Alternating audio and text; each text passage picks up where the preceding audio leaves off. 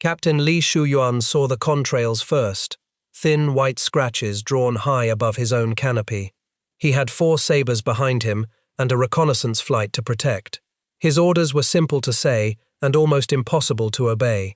Keep the enemy off the cameras, or do not come home. The morning was clear over the Taiwan Strait. The water below was a flat grey sheet, and the enemy was sitting exactly where his guns could not reach, thousands of feet over his head, waiting, the way they had waited for weeks. For more than a month, the People's Liberation Army Air Force had ruled the sky above this water. Their fighters cruised high and untouchable, and every nationalist solution thrown against that altitude had failed. It was September 24, 1958. The mainland coast was only minutes to the west, and inside the wing of Li's fighter hung a weapon almost nobody in the world had ever fired in anger. Before we go on, I want to ask a small favor. Cold War Impact is a small channel covering the air wars and hidden history of the Cold War, and lately our views have fallen sharply. If you enjoy carefully researched history like this, please subscribe, leave a comment, and share the video. Every click helps the channel reach new viewers and lets me keep making these deep dives. Now, back to the Strait.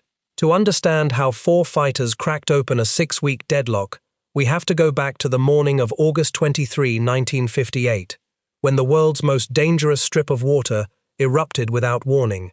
At 5:30 in the evening, hundreds of guns on the mainland opened fire on the tiny nationalist-held island of Quemoy, just off the Chinese coast. In the first 2 hours alone, more than 25,000 shells fell on a Durking island, smaller than many cities. Tens of thousands more followed. Roughly 200 defenders died on the first day. The bombardment was not really about the island. It was a test. Beijing wanted to know one thing. Would the United States actually fight for these scraps of rock? And could the communists own the sky while they found out? For the first weeks, the answer in the air was grim. The Nationalist Air Force flew the American-built F-86 Sabre, a fine fighter, the same swept-wing machine that had battled over Korea. Against it, the Communists flew the MiG-15 and the newer MiG-17. On paper, the two sides were close. In the air, they were not. The MiG-17 could fight effectively at a higher band of altitude than the Sabre could comfortably reach. Its afterburner gave it the energy to climb, loiter, and pick its moment. So the Communist pilots simply stayed up there, above the Sabres, and refused to come down until the odds suited them. A fighter that controls the height, controls the fight. The nationalist pilots could see their enemy. They just could not climb up and touch him. This was not a new humiliation. It was the same trap the MiG had sprung in Korea only 5 years earlier. An enemy who lives above your gun line can choose every fight, break off whenever he likes, and bleed you slowly. The nationalists were better trained, often more experienced, and flew a more refined gun sight. None of it mattered if they could not reach the enemy's altitude. Through late August and into September, the two air forces sparred over the water. Sabres fell, MiGs fell, but the Communists held the high ground of the sky, and they fought with the calm of men who believed the ceiling itself was on their side. The weapon that would break that grip was not a faster plane or a secret prototype. It was a slim tube of metal, a little over 9 feet long, and it had been quietly waiting in the United States Navy's arsenal for the better part of a decade. To understand it, we have to leave the strait entirely and travel to a stretch of California desert. At the Naval Ordnance Test Station at China Lake, a physicist named William McLean had spent years chasing a strange idea. Most guided missiles of the era were heavy, complex, and crammed with fragile electronics that rarely worked. McLean went the other way. He wanted a missile that was almost brutally simple, one that did not need the launching aircraft to guide it at all. His weapon would find its own target by sensing heat, the searing infrared glow of an enemy engine's exhaust. The pilot would only need to point, hear a growl in his headset that meant the seeker had locked on, and fire. The missile would do the rest. It was named the Sidewinder, after the desert rattlesnake that hunts its prey by body heat. The first guided test firing succeeded in 1953. By the middle of the 1950s, it was entering Navy service. It was still new, still secret in its details, and it had never once been fired at an enemy aircraft. The math behind it, though, was as blunt as a hammer. A pilot no longer had to climb into his enemy's altitude and outfly him. He only had to get somewhere behind him, within a couple of miles, and let the missile chase the heat. Altitude advantage, the very thing the MiGs had built their dominance on, suddenly meant a great deal less. When the crisis over the strait flared, alarm at the MiG-17 pushed Washington into a remarkable decision. The United States would hand its brand-new heat-seeking missile, barely tested in combat conditions and highly classified, to the nationalists immediately. In August, a transport aircraft delivered a batch of Sidewinders to Taiwan, along with a small team of United States Marine Corps specialists. They went to work fitting the missiles and their launch rails to a number of nationalist Sabres. Pilots trained against fast American jets standing in for the MiGs, practicing the new and unfamiliar art of letting a weapon hunt on its own. For the first time, the men who had been forced to fight from below had something that did not care how high the enemy sat. The first attempt to use this edge nearly ended in disaster, and it is a part of the story that is often forgotten. Putting an untested missile into combat is not the same as winning with it. The Sidewinder of 1958 was a primitive thing compared to what came later. Its seeker could only chase a target from behind, locking onto the hot tailpipe, which meant a pilot had to maneuver into a narrow cone astern of a twisting enemy. It could be fooled by the glare of the sun. It could be fooled by clouds. It could simply lose its lock and fly off into empty sky. The men carrying it had trained for only weeks. They were about to test a weapon, a tactic, and their own nerve all at once, against an enemy who had spent a month believing he could not be touched.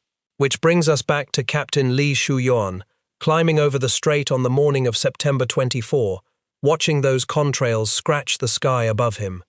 The reconnaissance aircraft he escorted needed photographs of the mainland coast. The MiGs scrambled up to stop them, exactly as they always had, settling into their comfortable perch at altitude. But this time the nationalists had set a trap. A decoy flight climbed high to bait the communist fighters into committing, while the missile-armed Sabres waited for their chance to slide into firing position behind them. What happened over the next minutes rewrote the rules of air combat for every nation on Earth.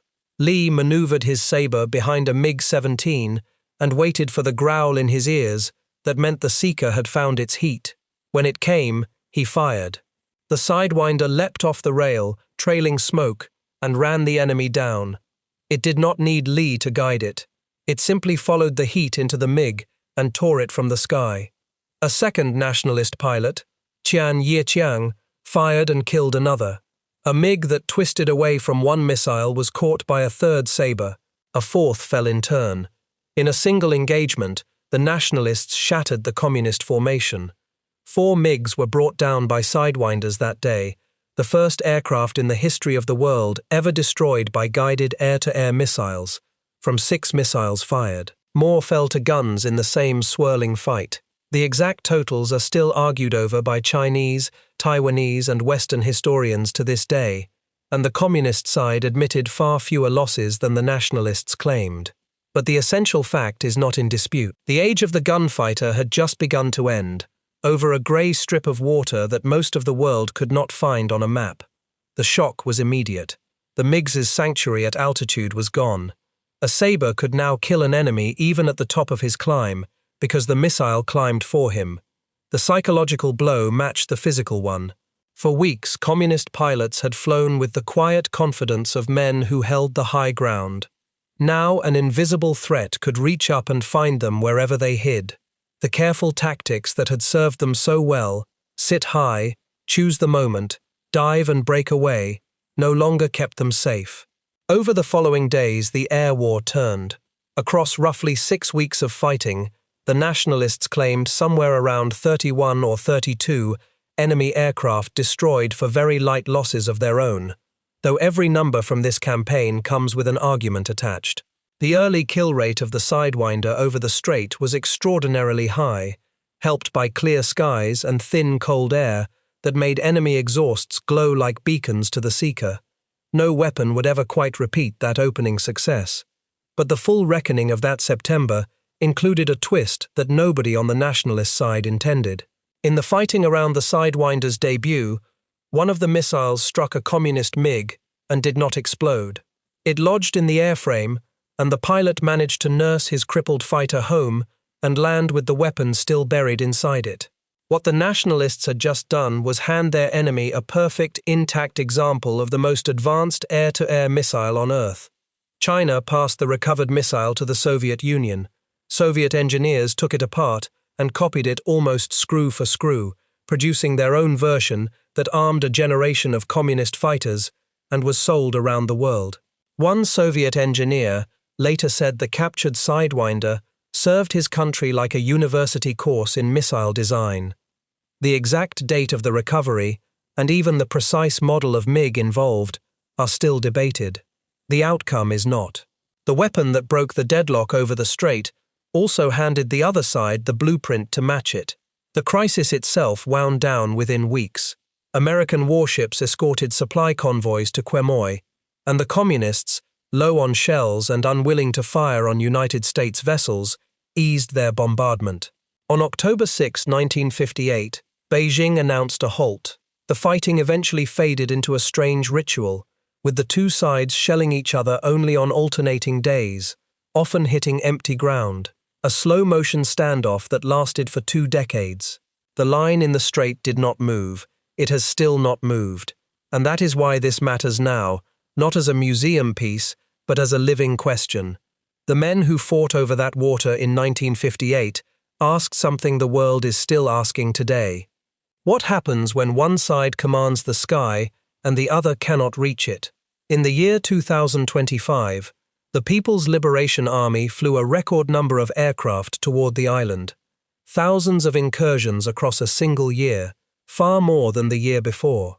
Taiwan today is building a fleet of upgraded F-16 fighters, more than 200 of them, while across the water, China fields around 300 of its own stealth fighters and builds more every month. The aircraft are faster now, the missiles fly farther, the names have changed. The water has not, and neither has the question. In 1958, the MiGs owned the sky over the Taiwan Strait because their enemy could not climb high enough to fight them. They lost it in a matter of minutes, not to a better airplane, but to a slim, heat-seeking tube that did not care how high they flew. A weapon almost nobody had fired in anger, reached up, found them by the warmth of their own engines, and closed an age of air combat that had lasted as long as flight itself. The pilots who fired those first missiles did not know they were standing at the hinge of history. They only knew that for the first time in weeks, the enemy above them was no longer out of reach.